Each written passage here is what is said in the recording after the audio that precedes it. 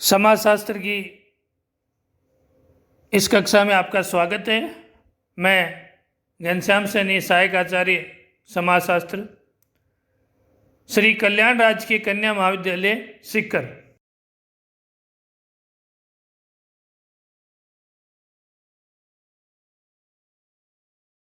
चर्चा करते हैं सुविख्यात जर्मन समाजशास्त्री, राजनीतिक अर्थशास्त्री मैक्स वेबर के बारे में।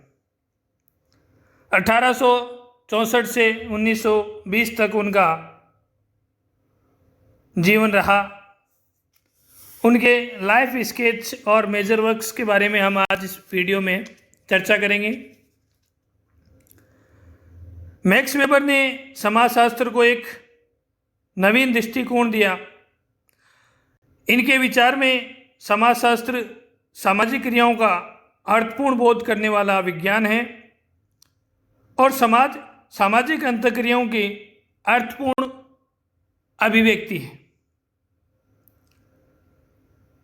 मैक्स वेबर ने समाजशास्त्र को एक विज्ञान के रूप में प्रतिष्ठित करने का प्रयास किया। सामाजिक वर्ग, सत्ता, सामाजिक क्रिया, अधिकारी तंत्र आदि पर अपने मौलिक विचार प्रस्तुत किए। मैक्स वेबर का जन्म जर्मनी के बर्लिन प्रदेश के इरफुट थिरुंगिया नामक जगह पर हुआ। 21 अप्रैल 1864 में इनके पिता प्रतिष्ठित वकील और वस्त्र व्यवसायी थे और बर्लिन की नगर सरकार में कार्यरत थे। मैक्स वेबर की माता हेलन फालनस्टेन एक उच्च घराने की महिला थी।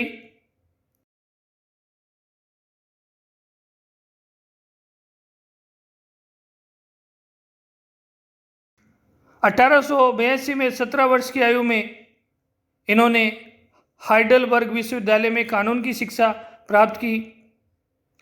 फिर स्ट्रासबर्ग गए। 1886 में बर्लिन और गाटिगन विश्वविद्यालयों में कानून की परीक्षा पास की। 1889 में मध्ययुगीन व्यापारिक संगठनों के इतिहास की देन नामक शोध कार्य प्रस्तुत किया, जिसमें उन्होंने अनेक कानूनों की विवेचना की। इस शोध कार्य को पूर्ण करने के बाद वो बर्लिन विश्वविद्यालय में कानून के प्राध्यापक बन गए। 1891 में मैक्स वेबर ने रोम का खेतिहर इतिहास तथा सार्वजनिक और व्यक्तिगत कानून के लिए इसकी महत्ता नामक ग्रंथ की रचना की। इन्होंने 1891 में मैरियट स्निट्जर से विवाह किया।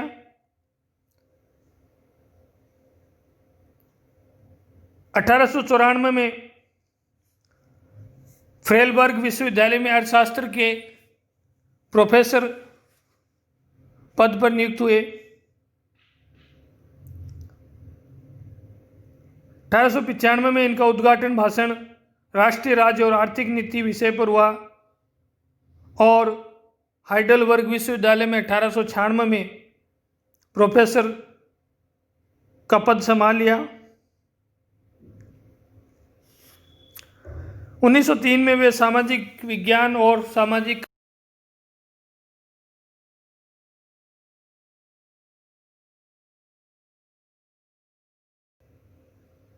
वेबर नियमित रूप से बौद्धिक सेवाएं देने में सक्षम नहीं थे। शिक्षा मंत्रालय से हाइडलबर्ग विश्वविद्यालय ने उनके लिए आर्थिक सेवा सहायता व्यवस्था उपलब्ध की। मात्र 56 वर्ष की आयु में निमोनिया के कारण 1920 में इनका देहावसान हो गया। वेबर का जीवन बड़ा संघर्ष एवं तनाव से भरा हुआ था। ये तनाव राजनीतिक, शारीरिक, मानसिक और बौद्धिक तथा घरेलू सभी क्षेत्रों से संबंधित थे। वेबर के तनाव का प्रमुख कारण परिवार के साथ उनके संबंध थे। मैक्स वेबर की प्रमुख रचनाओं की बात करें तो इनकी सभी रचनाएं जर्मन भाषा में हैं। हिंदी भाषा में इनका अनुवाद फिर पार्सन्स, मार्टिनडेल, मेरी इल्फोर्ड, सिल्स और हेनरी फिंच आदि ने किया।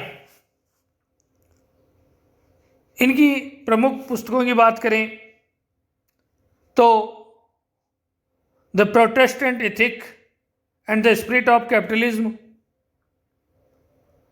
The religion of China, the religion of India,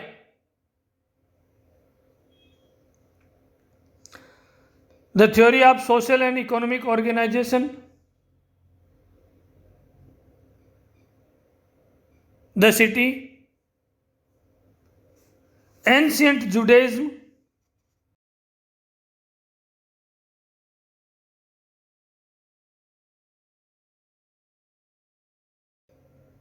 the methodology of social sciences,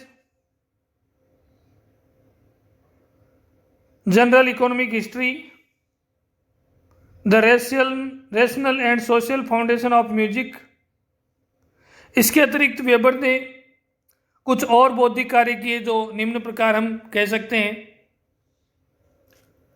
समाजशास्त्र का स्वरूप, अध्ययन क्षेत्र और अध्ययन विधि, सामाजिक क्रिया, धर्मों की संरचना, उनकी आधार पद्धति और पूंजीवादी चेतना, सामाजिक आर्थिक संगठनों का सिद्धांत, अधिकारी तंत्र, आर्थिक संगठन और राजनीतिक दल आदि, सत्ता और इसकी वैधता की अवधारणा भी प्रमुख रूप से है।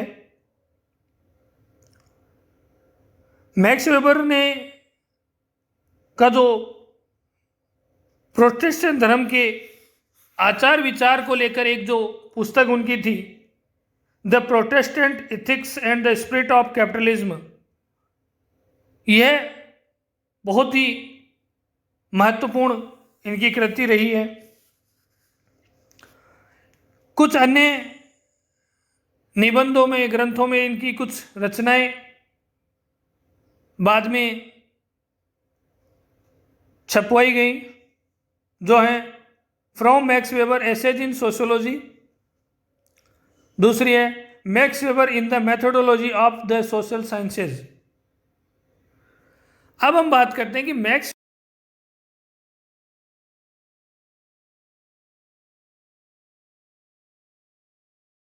उनके विचारों का गहरा प्रभाव इन पर पड़ा। बाल्य व्यवस्था से ही गणित, साहित्य, दर्शन में विशेष रुचि रखते थे। प्रारंभिक शिक्षा पूर्ण होने पर उन्होंने शेक्सपियर, गेटे, स्पिनोजा, कांत, शापेनहावर आदि का अध्ययन करना प्रारंभ किया। मात्र 14 वर्ष की आयु में सैम्बर, लोवो, वर्जिल जैसे विद्वान के मूल ग्रंथों को पढ़ लिया। इन सभी की स्पष्ट छाप इनके मन मस्तिष्क में बस गई। वेबर 18वीं 19वीं सदी के सभी विचारकों से प्रभावित रहे। वे मार्क्स से प्रभावित थे। निर्णयवादी विचारधारा के विरोध में लिखने की प्रेरणा वेबर को मार्क्स से ही प्राप्त हुई। अपनी कृति the Protestant ethic and the spirit of capitalism में उन्होंने प्रयोगसिद्ध अध्ययन को अपनाया। मैक्स वेबर पर रिकर्ट के विचारों का भी प्रभाव पड़ा। उनके मत में सामाजिक घटनाएं वैज्ञानिक पद्धति से देखी जा सकती हैं और व्यवस्थित सामान्यीकरण द्वारा सिद्धांतों का निर्माण किया जा सकता है। वेबर पर डिल्थे, कार्ल यापर्स, सिमेज, टॉनिज, वर्नर सोमार्ट आदि विचारकों का प्रभाव पड़ा। इन विद्वानों के साथ वेबर तत्कालीन घटनाओं के से भी प्रभावित हुए। जो दो प्रमुख थी जिन्होंने पूरी समाज व्यवस्था परिवर्तित कर दी, वो थी औद्योगिक क्रांति और फ्रांस की क्रांति। वेबर पर इनका प्रभाव पड़ा। वे उदारवादी विचारक थे। आजीवन उनकी उदारवादी प्रवृत्तियों का द्वंद्व संस्कृति और विचार के रूप में आधुनिकता के साथ चलता रहा, क्योंकि उस समय यूरोप में सांस्कृतिक मूल्य ध्वस्त हो रहे थे।